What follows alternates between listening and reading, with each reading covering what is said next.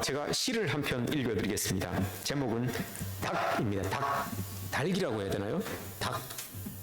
꼬꼬대 닭. 예, 시를 한 편 읽어드리겠습니다.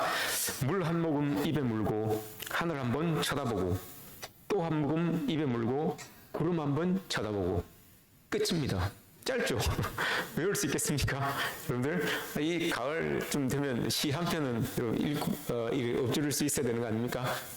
제목은 물 한 모금 입에 물고 하늘 한번 쳐다보고 또 한 모금 입에 물고 구름 한번 쳐다보고. 진짜잖아요. 물 한 번 먹고 하늘 한 번 보고 또 한 번 먹고 하늘 옆에 있는 구름 한 번 보고. 이게 끝이에요. 쉽죠? 참 미물 닭을 통하여서 우리 인생을 이렇게 그려낸 시입니다. 우리도 삶의 자리에서 여러분 물 한 모금 입에 물기 위해서 열심히 살아가죠. 다들 최선을 다해서 살아갑니다. 그러다가 일주일에 그 고단함을 하나님 앞에 잊기 위하여서 예배로 나와서 하나님께 예배드리죠. 여러분, 하늘 한번 쳐다보십시오. 입에 물만 이렇게 물고 계시지 마시고 여유를 얻으시고 하나님의 은혜를 얻으시고 주님의 도우심을 얻으시는 그런 이 예배의 시간이 되었으면 좋겠습니다. 물만 물고 계시지 마시고 여러분, 하늘을 보십시오. 그 하나님의 도우심이 있어야지만 우리 인생이 복된 인생이 될 줄 믿습니다. 우리 이제 가을이 성큼 다가온 것 같습니다. 들판의 곡식들도 이제 많이 익었고 추수를 기다리고 있습니다. 우리 인생도 여러분 사계절에 비유할 수가 있어요. 이 가을이 지나고 나면 겨울이 오는 것처럼 우리 인생도 사계절에 비유할 수가 있죠. 100세 인생으로 100세 기준으로 해서 25년씩을 끊어 놓으면 봄, 여름, 가을, 겨울이 되잖아요. 저는 그러면 보면 여름의 끝자락에 있습니다. 여름의 끝자락. 열심히 지금 일하고 있습니다. 여러분, 한번 나이를 이렇게 대입해 보십시오. 25세 이하, 또 50세 이하, 75세 이하, 100세 이하 이렇게 해서 봄, 여름, 가을, 겨울이 어딘지 여러분들이 한번 생각해 보십시오. 우리 자리에 앉아있는 우리 아이들은 봄일 겁니다. 봄 중에서도 꽃이 활짝 피어오르는 그런 봄이겠죠. 아주 아이는 이제 막 씨앗이 떨어져서 뿌리가 이렇게 날려고 하는 그런 때고요. 또 우리 75세 이상 어르신들은 겨울을 맞이하고 있습니다. 그 겨울이 여러분 뭡니까? 봄에 필 꽃들을 위하여, 열매를 위하여서 여러분 씨를 준비하는 거예요. 씨 종자를 준비하는 그런 시간이잖아요. 내 믿음, 그죠? 내 믿음을 잘 이제 가꾸고 준비하여서 이거 내 후대들에게 준비할 수 있는 그 시간이 여러분 75세 이상 인생의 겨울을 맞이하는 분들의 시간인 거죠. 50세 이상 되시는 분들은 열심히 이제 추수를 준비하면서 그렇게 추수를 바라보면서 그렇게 막 희열을 가지고 삶을 살아가는 그때입니다. 각자의 그런 인생의 계절에 맞는 그런 우리의 삶을 살아냈으면 좋겠습니다. 오늘 여러분 우리가 읽은 전도서 3장에서는 인생의 때를 이야기합니다. 인생의 시간, 하나님께서 우리에게 주신 그 인생에 대해서 이야기를 해주십니다. 생로병사, 희로애락 이 모든 것들이 하나님이 주관하여 주시고 그 하나님의 손에 꼭 붙들려 있는 사람들이 정말 인생 마지막에 헛되고 헛되니라는 고백이 아니라 의미 있었고 의미 있었다라고 이렇게 고백하는 그런 내용이 전도서의 내용입니다. 특별히 3장의 내용이죠. 3장을 보시면 1절에서 우리에게 하나님께서 시간, 세월을 주셨는데 이 시간, 세월이 두 가지 형태의 시간이 있습니다. 하나님께서 두 가지 시간의 형태를 우리에게 주셨습니다. 첫 번째 시간은 오늘 1절 말씀을 보시면 범사에 기한이 있고 할 때 이 기한입니다. 기한이라고 하는 것은 시즌입니다. 우리 모두에게 동일하게 주신 그 시간, 예를 들어서 100년 인생이라고 하면 100년을 우리 모두에게 다 주신 겁니다. 누구에게 특별하게 이 시간을 준 게 아니라 모두에게 이 시간은 가만히 두어도 여러분 흘러가는 겁니다. 아무 일을 하지 않아도 흘러가는 시간, 그게 여러분 기한입니다. 이건 누구에게나 다 있어요. 그러니 태어날 때부터 죽을 때까지의 시간, 이걸 기한이다라고 이렇게 이야기를 합니다. 하나님이 우리에게 이 시간을 우리에게 주셨습니다.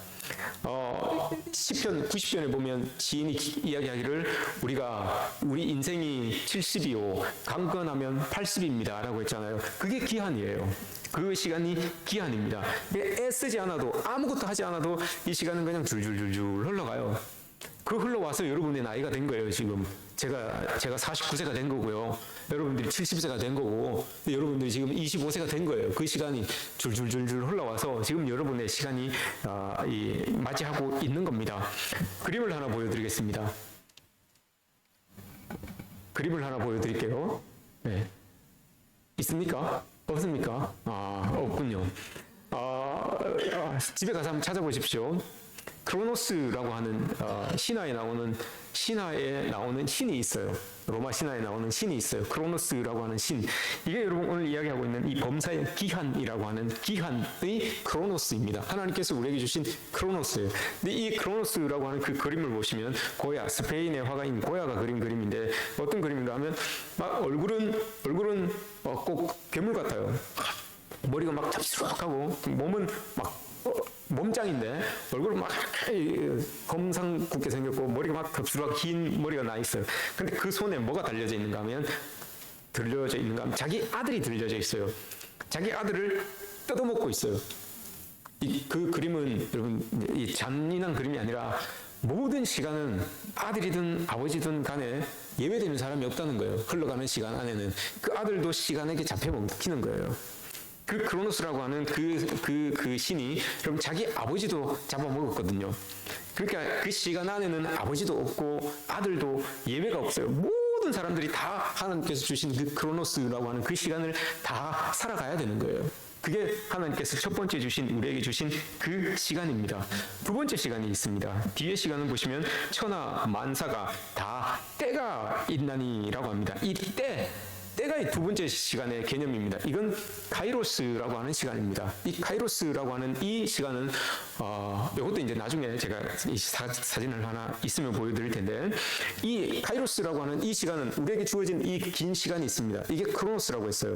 근데 이 시간 안에서 내가 하나님께 부름을 받아서 하나님을 딱 붙잡고 있는 시간, 하나님의 일을 하고 하나님이 나를 통해서 일하는 그 시간, 그게 여러분 카이로스입니다. 그럼 이 두 시간을 한번 합쳐서 한번 해석을 해보겠습니다.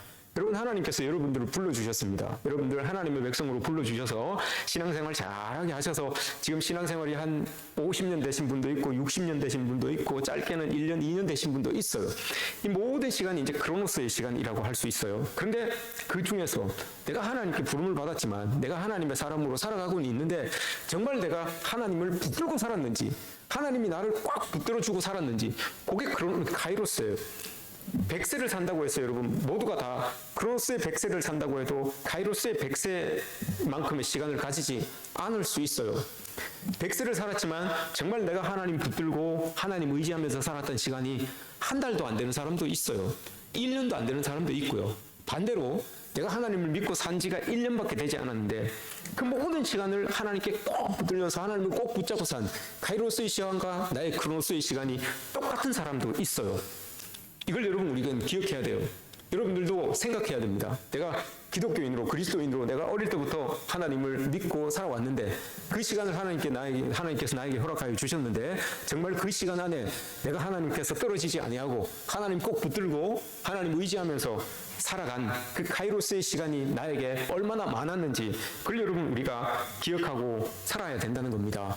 이게 전도서에서 이야기하는 내용입니다.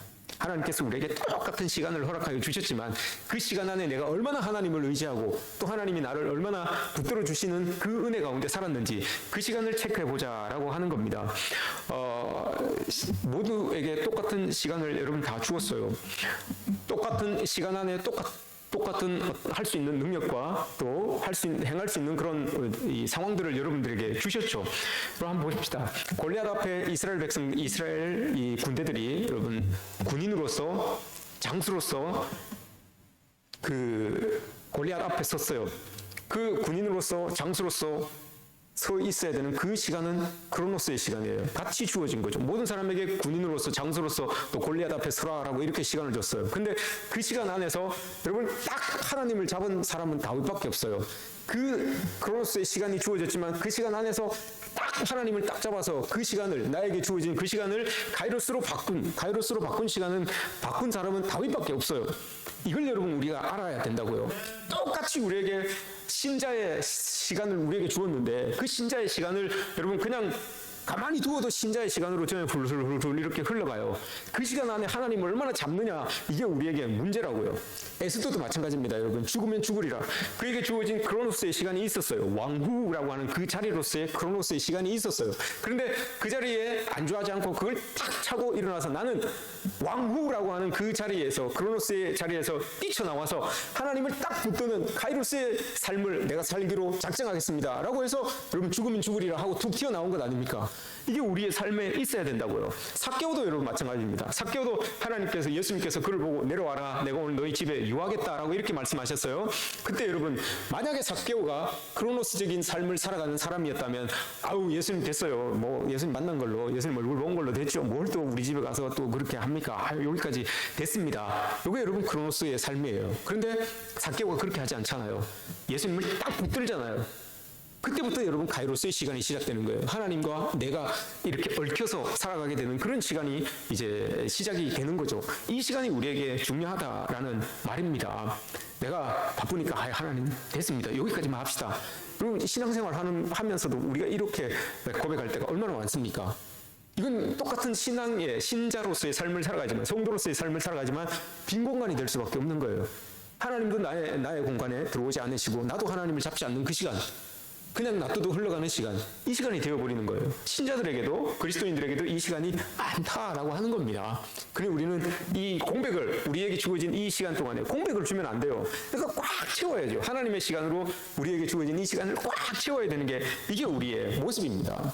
이걸 잘 할 때 똑같이 주어진 신자의 시간, 성도에게 주어진 그 믿음의 시간, 이걸 여러분 어떻게 사용하느냐에 따라서 우리의 마지막에 정말 헛되고 헛되며 헛되고 헛되다 이렇게 고백할 수 있을 것이고, 아니면 꽉 채워서 밀도 있게 산 사람들은 정말 모든 것이 의미 있었구나 라고 이렇게 고백할 수가 있는 삶이 될 수 있는 거죠. 이거 우리가 해야 되는 일이라는 겁니다. 전도서에서 이야기하고 있는 게 이걸 이야기해주고 있어요. 오늘 우리가 본문 읽었죠. 오늘 한번 좀 더 깊이 한번 보겠습니다. 11절, 하나님이 모든 것을 지으시되 때를 따라 아름답게 하셨고 라고 이렇게 얘기합니다. 하나님께서 모든 것을 지으셨고 때를 따라 아름답게 하셨다라고 이렇게 말씀하십니다. 우리 인생 여러분 하나님께서 지으셨습니다. 믿습니까?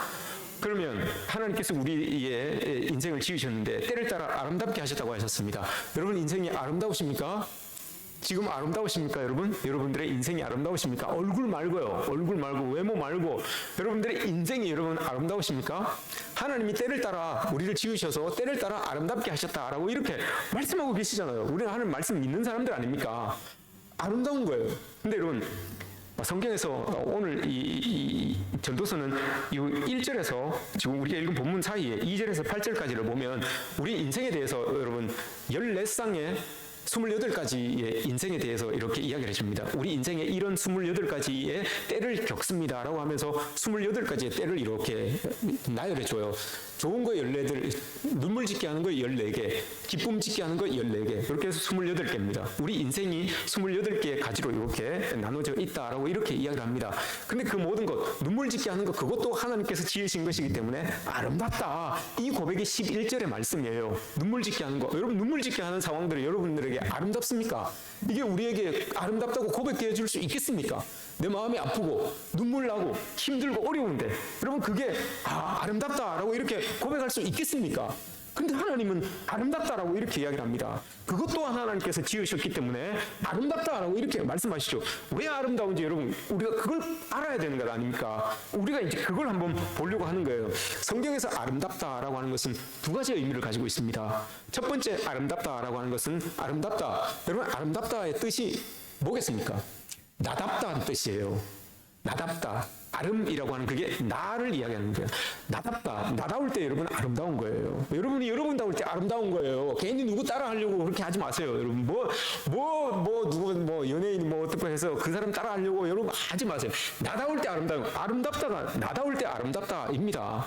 이게 여러분 첫 번째 성경에서 이야기하는 아름답다의 뜻이고요. 여러분들이 여러분다울 때 아름다운 거예요. 성도가 성도다울 때 아름다운 거고, 목사가 목사다울 때 아름다운 거고요.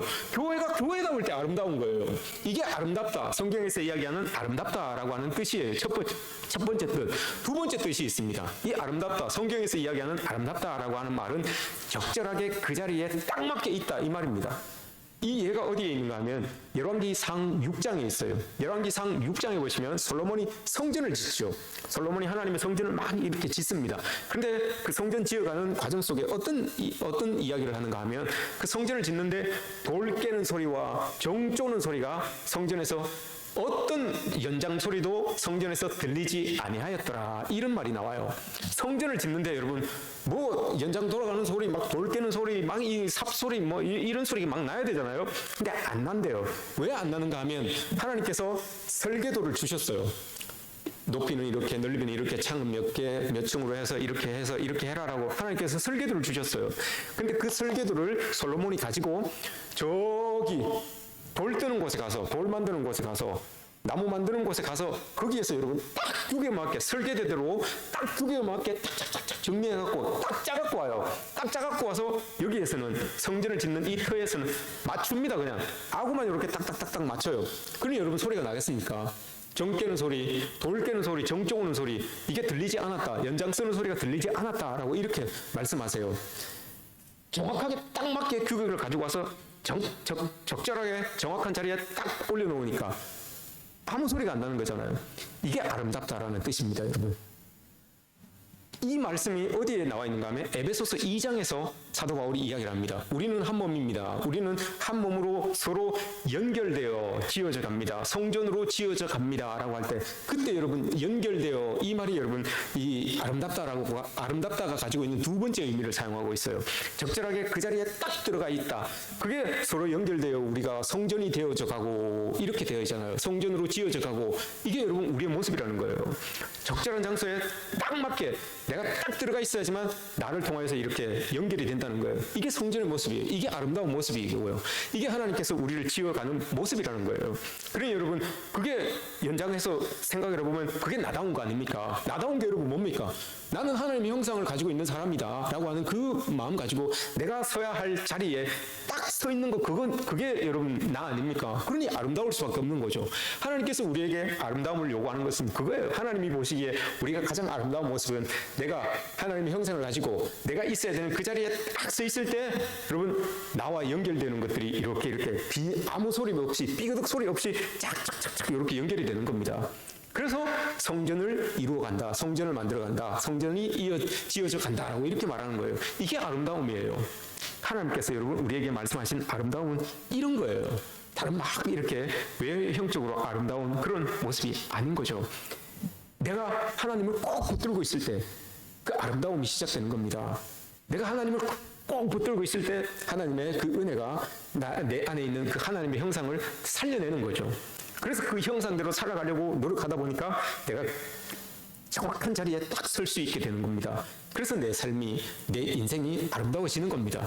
이걸 우리가 이 전도자가 이야기하고 깨닫고 이야기하고 있는 거예요. 여러분 어떠십니까? 이제 여러분들이 아름답습니까? 아름답게 느껴지십니까? 어떠십니까? 내 안에 하나님의 형상이 있고 그 형상으로 내가 서 있어야 될 자리에 여러분 정확하게 이렇게 딱 서 있습니까? 내가 그 자리에 정확하게 서 있어야지만 여러분 삐그덕거리지 않아요.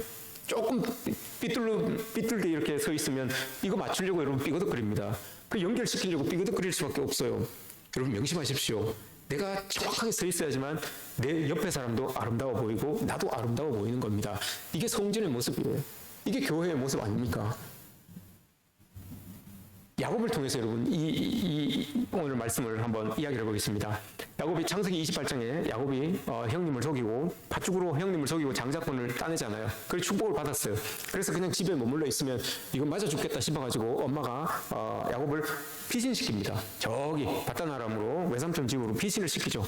갑니다. 피신을 떠나서 이렇게 가죠. 가다가 혼자 떠나는 처음 여행이에요. 이 야곱은 집 떠난 처음 이 여정입니다. 집을 떠나서 가다가 루스라고 하는 곳에 머무르게 됩니다. 그곳에서 밤을 지새게 됩니다. 밤을 맞게 되는데 잠이 들어요. 잠에 꿈을 꾸죠. 꿈을 꾸는데 사닥다리가 하늘에 이렇게 하늘과 연결되어 있는 사닥다리가 자기에게 쭉 내려오는 거예요. 그걸 이렇게 보고 있으니까 하나님의 사람들, 천사들이 그 사닥다리 위를 오르락내리락 하고 있어요. 근데 계속 보니까 그 위에 하나님이 딱 서서 말씀을 해주십니다. 뭐라고 말씀하십니까? 그게 창세기 28장 15절에서 하나님 약속을 해주시는 거예요. 내가 너와 함께 있어. 네가 어디로 가든지 너를 지키며 너를 이끌어 이 땅으로 돌아오게 할지니라. 내가 내게 허락한 모든 것을 다 이루기까지 너를 떠나지 아니하리라. 이걸 하나님께서 그 위에 서서 야곱에게 약속으로 주신 거예요. 이게 여러분 뭘 뜻할까요? 야곱에게 주어진 그 선조들부터 쭉 이어져 왔던 그 신앙의 가정 속에서 여러분 하나님 안에서 이렇게 살아간다고 이야기를 했지만 진짜 하나님이 자기의 시간 안으로 들어오신 시간이 이 시간이에요. 하나님이 자기를 직접 오셔서 자기를 딱 만나주신 시간, 이게 카이로스의 시간이잖아요. 이 카이로스의 시간으로 하나님께서 이 야곱에게 쑥 들어오신 거예요. 이걸 이제 야곱이 꼭 붙들고 살면 오늘 약속하신 것처럼 내가 너와 함께 있고 너를 지켜줄 거고 이 땅으로 돌아올 때까지 너를 보호해 줄 것이다 라고 하는 이게 이제 약속이 이루어지게 되는 거예요. 그 하나님이 내 시간 안으로 쑥 들어오셨을 때 그 하나님을 꼭 붙들고 있어야지만 그 약속이 이루어지는 거잖아요. 그 약속을 딱 받고 야곱이 떠납니다. 자기가 가야 되는 곳까지 갑니다. 이 약속을 받고 외삼촌 집까지 도착합니다. 근데 이 약속을 이 사람이 알고 있는지 모르고 있는지 기억하고 있는지 본문에 안 나와요. 39장까지 안 나와요. 40장, 41장, 42장, 43장, 44장, 45장까지 안 나와요. 어떻게 된 일인지 안 나와요. 그런데 그 삶은 어떻습니까? 들어가서 야곱의 여러분 이름이 속이는 자잖아요. 속이는 자. 하나님이 분명히 여러분 이 루스라고 하는 이곳에서 개입하셔서 하나님을 너 붙들어야 된다라고 이렇게 쑥 들어오셨어요. 그 야곱의 삶에. 그런데 삶에 쑥 들어오셨음에도 불구하고 이 야곱이 하나님을 붙들지 않아요. 그 삶이 계속 똑같아요. 이전에 하나님이 들어오기 이전의 삶과 똑같아요. 똑같이 그 도망간 그곳에서도 여러분 여전히 사람들을 속이고 여전히 여러분 욕심을 부리고 여전히 자기의 유익을 따라서 이익을 따라서 선택하고 결정하는 그 사람이 이 야곱의 모습이었어요. 7년간 가니까 딸이 둘이 있었는데 예쁜 사람이 있어서 야, 저 사람 마음에 들어서 저 사람을 위해서 7년을 일합니다. 그럼 이제 그 사람을 아내로 맞이할 수 있다고 했잖아요. 근데 그래서 7년이 지나니까 얼마나 기쁘겠습니까, 여러분? 야, 이제 내가 사랑하는 사람을 내 아내로 맞을 수 있겠구나. 얼마나 기뻤겠습니까? 이 첫날 밤을 탁 보냅니다. 아침에 닭이 탁 울었어요. 닭이 탁 울고 탁 즐거운 마음으로 이제 내가 내 아내와 같이 이제 살 수 있겠다라고 눈을 딱 떴는데 앞에 여러분 딱 누가 있었습니까? 앞에 그 좀 자유로운 여인이 한 명 또 이렇게 딱 있었던 거예요. 그죠? 깜짝 놀랐던 거죠.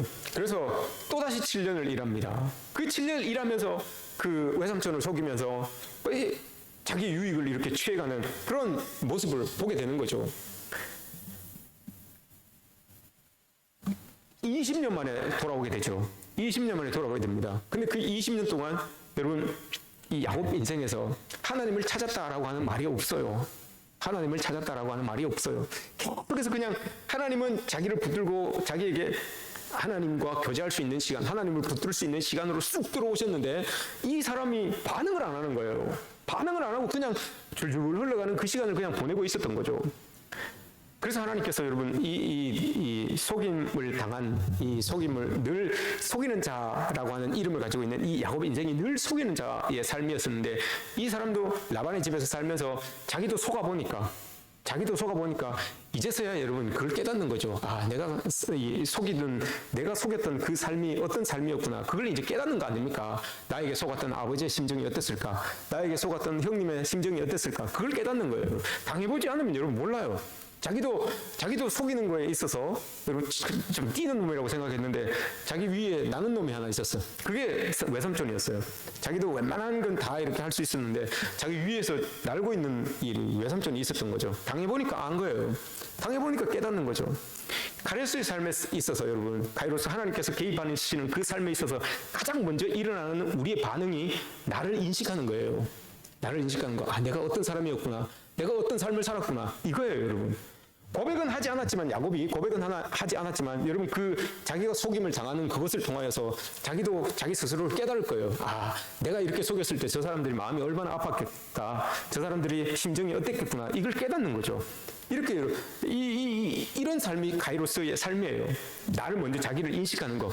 그럼에도 불구하고 여러분 그걸 인식했으면 좀 그렇게 살아야 되는데 별반 달라지지 않아요. 달라지지 않고 이제 여전히 속이고 여전히 이익에 집착하는 그런 야곱의 모습이 있죠. 그래서 20년 만에 돌아옵니다. 20년 만에 돌아오는데 돌아와서도 또 엉뚱한 짓을 합니다. 돌아오면 여러분 이 하나님께서 약속하셨던 그 베델로 가야 되잖아요. 루스라고 하는 곳이 베델이잖아요. 하나님의 집이라는 말이에요. 그곳으로 가야 되잖아요. 근데 안 가요. 그곳을 안 가고 세겜이라고 하는 거예요. 세겜이라고 하는 말은 잠시 있다가 떠나야 될 땅이라는 뜻이에요. 세겜이라고 하는 것이 잠시 있다가 떠나야 될 땅이라는 의미를 가지고 있는데 이 야곱이 가다 보니까 이 세겜이라는 것이 좋은 곳이거든요. 이 문화 교류도 많은 곳이고 교통도 좋고 보니까 이익을 창출할 수 있는 아주 좋은 장소예요. 그래서 이곳에 그냥 머물러요. 머무르다가 그 땅을 사버립니다. 땅을 산다는 게 여러분 뭡니까? 나 여기서 눌러 살겠다 이 말 아닙니까? 땅을 사서 집을 짓고 정착한다라고 하면 나 여기서 눌러 살겠다 이 말 아닙니까? 가야 할 곳이 있다니까요. 베델이라고 하는 그 가야 할 곳이 있어요. 그런데 거기 안 가고 세겜이라고 하는 그곳에서 여러분 눌러 앉아 있어요.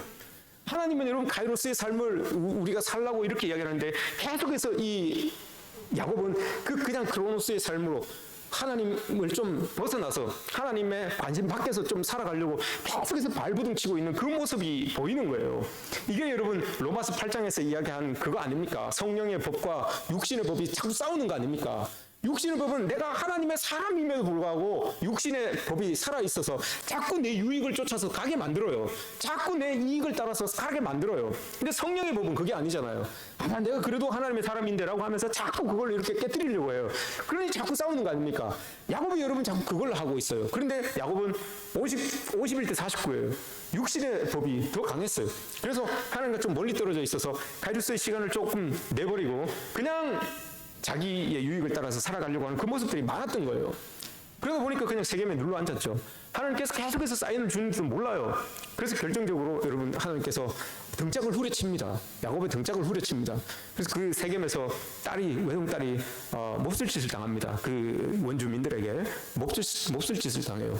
그리고 나서 하나님께서 말씀하시잖아요. 창세기 35장에서 1절에서 이야기합니다. 야, 너 일어나서 베델로 올라가라 라고 이렇게 이야기합니다. 거기가 네가 있어야 될 땅 아니냐, 거기가 내가 너와 약속한 땅 아니냐, 이렇게 하나님께서 말씀하세요. 35장 1절에서 그렇게 말씀하세요. 등짝을 한번 후려맞고 야곱이 일어납니다. 야곱이 일어나서 봤다 라고 하면서 돌아가요. 베델로 돌아갑니다. 정신이 번쩍 들었겠죠. 야, 하나님께서 나에게 내가 떠날 때 하나님께서 약속하신 가이로스로 나에게 쑥 들어오신 그 시간이었는데 내가 그걸 잊고 있었구나. 그걸 깨달은 거예요. 그래서 베델로 다시 돌아갑니다. 베델로 돌아갔는데 베델의 삶이 여러분 녹록지 않아요. 들어가자마자 창세기 37장부터 쭉 보시면 이 베델로 들어갔는데 그 베델의 삶이 녹록하지 않아요. 하나님과 약속을 맺었던 언약을 맺었던 그 내가 이제 가이로스의 시간을 살겠습니다. 하나님 붙들고 살겠습니다 라고 했는데 여러분 그 시간을 살아가는데도 녹록지 않아요. 그곳에 들어갔더니 여러분 조금 있다가 어떤 일이 일어나는가 하면 자기 아들, 제일 사랑하는 아들을 잃어버려요. 요셉을 잃어버립니다. 요셉이 형들한테 팔려다 나가나요. 그리고 나서 조금 있다가 그 전에 제일 사랑했던 아내가 죽어요. 제일 사랑했던 아내가 죽죠. 아내가 죽고 나니까 조금 있다가 제일 사랑했던 아들을 또 잃어버려요. 그 아들을 잃어버리고 나니까 또 좀 있으니까 기근이 들어요. 기근이 들어서 자기가 그렇게 속임수를 써서 얻고 모으고 쌓아놓고 했던 그것들이 하루아침에 그냥 싹 날아갑니다. 여러분. 한순간에 싹 날아가요. 그 많은 것을 자루에다가 담아가지고 여러분 곡식을 얻기 위해서 자루에 담아가지고 가면 그 반도 못 얻어서 오는 거예요. 그렇게 수고하고 애쓰고 인생 전체를 가지고 가서 모았던 건데 하루아침에 다 날아갑니다. 그때 여러분 야곱이 불평을 했을까요? 아무 말 하지 않아요. 야곱이 여러분 그걸 수긍해요. 하나님의 약속의 땅 베델로 들어와서는 그걸 수긍해요. 그리고 나서 나중에 45장 되면 잃어버렸던 요셉을 만납니다. 요셉을 만나서 자기가 바로에게로 옵니다. 이제 바로에게로 이렇게 와요. 이 야곱이 여러분 바로에게 와서 하는 행동이 이게 이 야곱이 뭔가를 이제 깨달았구나 이걸 이제 알게 해주는 행동이에요. 이 사람이 와서 뭘 하는가 하면 바로 앞에 그리 식객으로 온 사람이잖아요. 이 사람 식객으로 온 사람인데 바로 앞에 또 가가지고 뭘 하는가 하면 바로 머리에다가 바로 그냥 안수를 해버려요. 안수를 떡 해버리니까 이 생각하기에 바로가 자기가 왕인데 이건 뭐 이런 게 다 있나 이렇게 생각할 수도 있겠죠. 바보도 먹으러 와가지고 자기가 신과 같은 이 대접을 받고 있는 왕인데 자기 머리에다 떡 대고 안수를 떡 하는 거예요. 이 야곱이라는 사람이 뭘 이야기하겠습니까 이게? 야곱은 그걸 깨달은 거죠. 당신이 신처럼 여겨지는 그런 왕일지라도 하나님이 때를 따라 오늘 이 11절에서 이야기한 것처럼 때를 따라 적절하게 아름답게 하지 않으면 당신도 아무것도 아닙니다. 이걸 고백하는 거예요. 이게 여러분 그 안수라고 하는 그 표현 안에 그 동작 안에 드러나 있는 이 야곱의 마음인 거예요. 그 오랜 시절 여러분 하나님께서 연단하고 깎고 하고 나니까 그제서야 알았던 거예요. 아, 내 인생이 하나님께 꼭 붙들려 있을 때, 내가 하나님을 꼭 붙들고 있을 때 이때 값어치가 있는 거구나라는 것을 깨달은 거예요.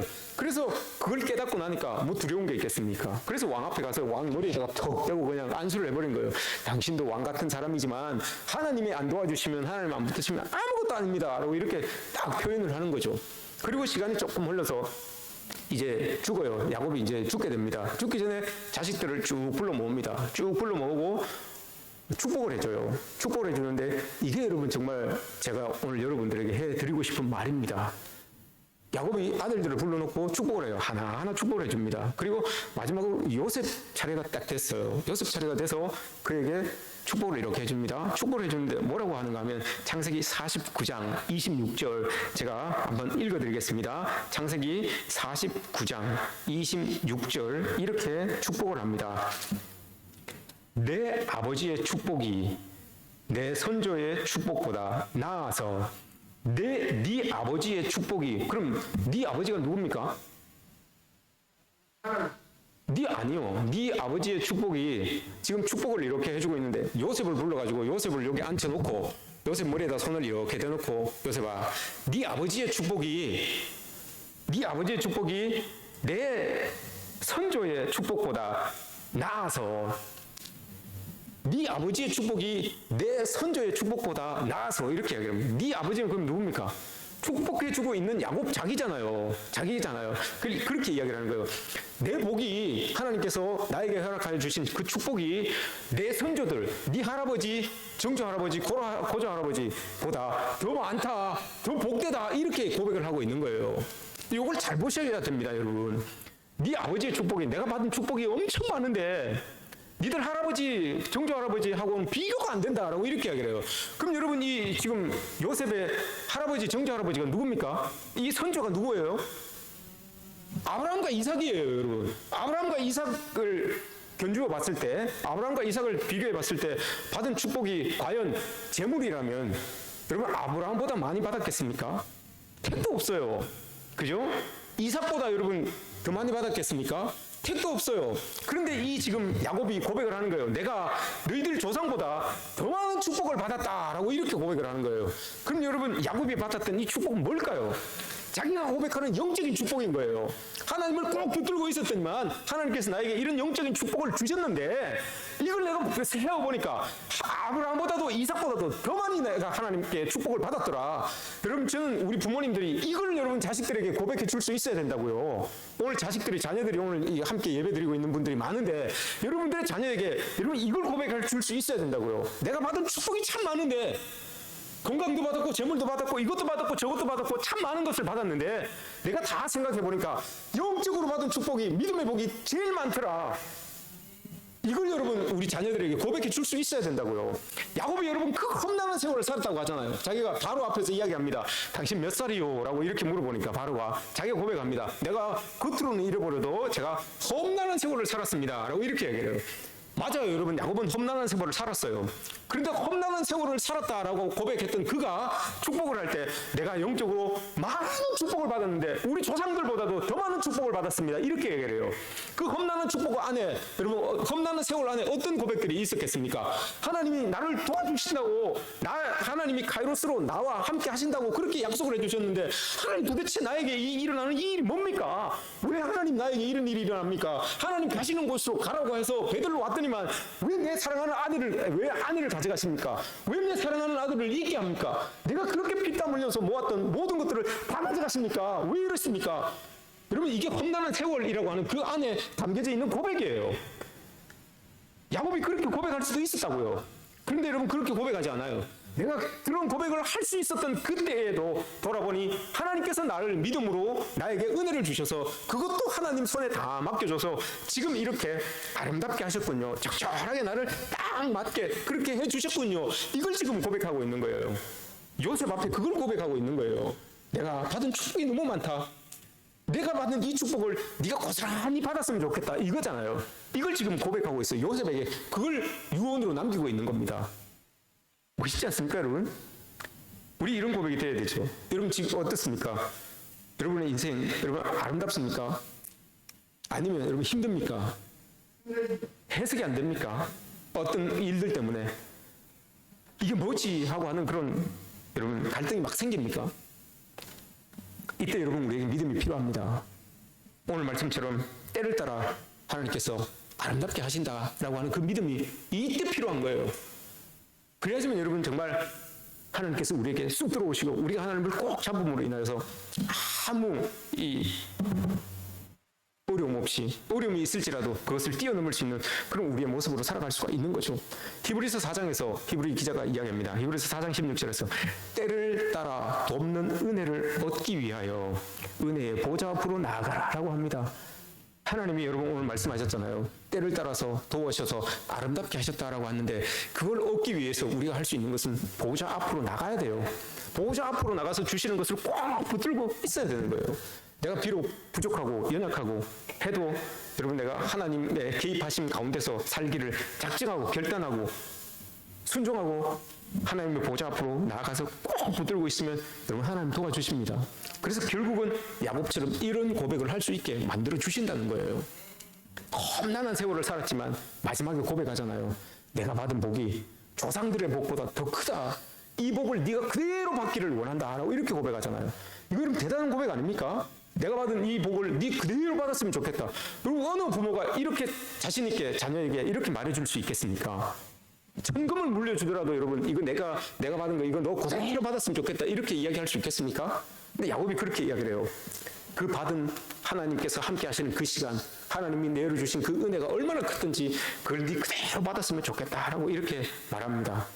카이로스 여러분 하나님께서 주신 두 번째 시간의 개념이라고 하였습니다. 근데 이 카이로스가 여러분 헬라어로 보시면 에베소서 5장 16절에 나옵니다. 세월을 아끼라 라고 하죠. 세월 카이로스라고 하는 이 말이 기회입니다. 기회 세월을 아끼라 이 말이 카이로스를 잡아라 이 말입니다. 하나님께서 너에게 개입하실 때 그 개입하는 시간을 꽉 잡아라 이 말입니다. 이게 세월을 아끼라 이 말입니다. 안 잡으면 여러분 어떻게 된다고요? 술술술술 흘러간다고요. 안 잡아도 술술술술 흘러간다고요. 그런 에베소서에서 사도 바울이 고백하는 게 그거예요. 세월을 아끼라. 하나님께서 개입하실 때 그걸 꽉 잡아라. 크로노스 하나님이 개입하시는 그 시간을 네가 꽉 잡아라 라고 이렇게 말씀하시는 거죠. 여러분들 꼭 잡으십시오. 그래서 나중에 자녀들에게 유언으로 물려주십시오. 내가 받은 이 복 너 그대로 받았으면 좋겠다 라고 이렇게 물려주실 수 있는 그런 여러분들이 되었으면 좋겠습니다. 오늘도 하나님의 은혜 그 카이로스의 시간 속에서 주어지시는 그 은혜 모든 것들이 여러분들에게 주어지시기를 주님의 이름으로 축복합니다.